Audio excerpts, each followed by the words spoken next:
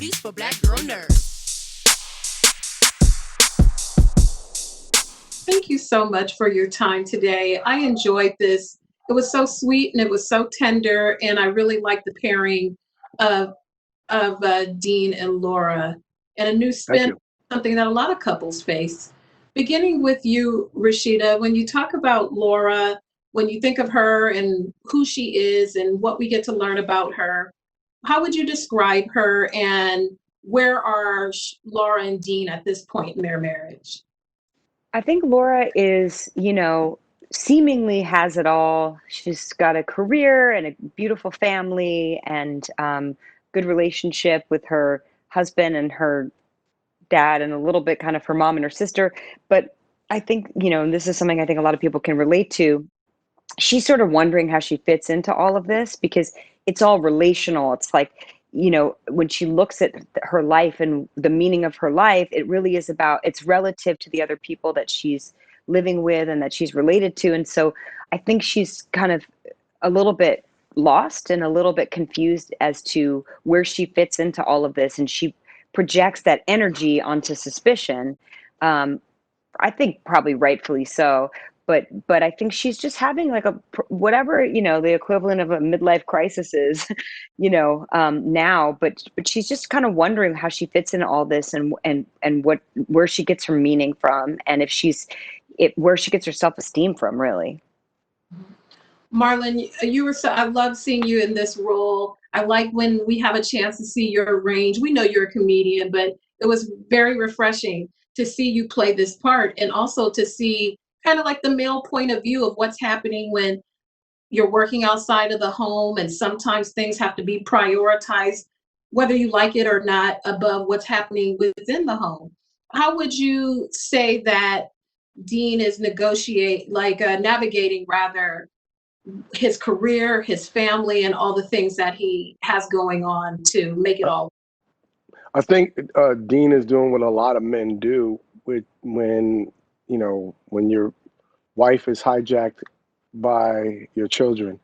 We pour ourselves into our work because our work is where we find our where we fit in.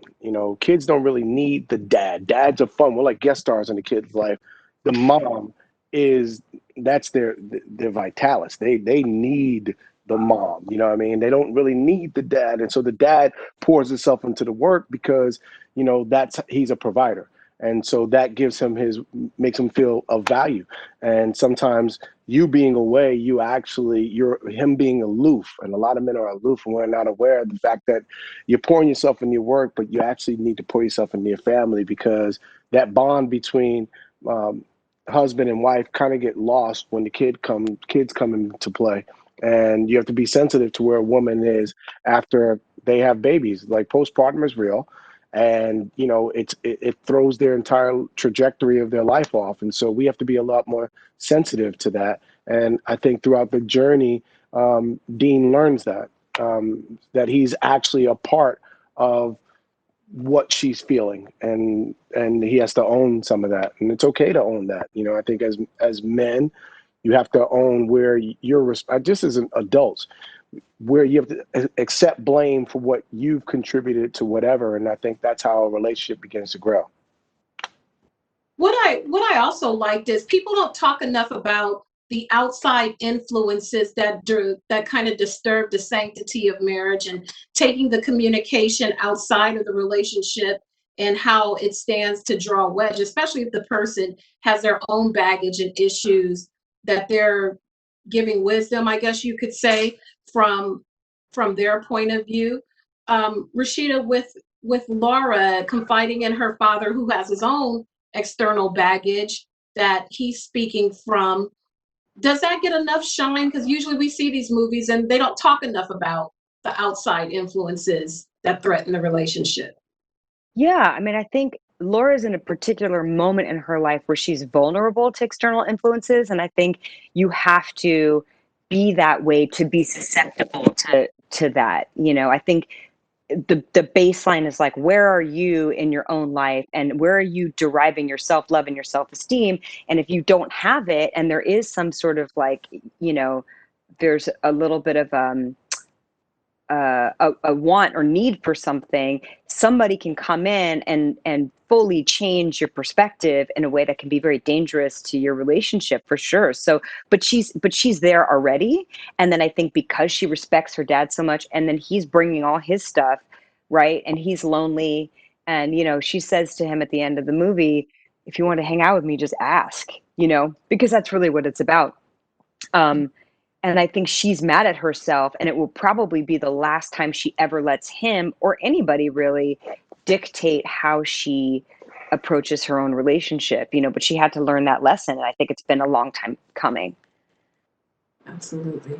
Thank you, both of you. You guys were really a lovely pairing. I really liked it. And your chemistry. Thank you So much for your time. Thank you so much. I think it was just beautiful to see, and it's just so quiet. Like the fact that, we have this blended family, and you don't really see that a lot. It's such a beautiful picture, and it's such a blended family that just represents, like, you think she's biracial, I'm black, her father's white. You have these two mixed kids, and you're not even thinking about that, but it's beautiful to see, and it's just great to see just a nice family feel-good film. Absolutely. Thank you, guys. Thank you so much. Thank you.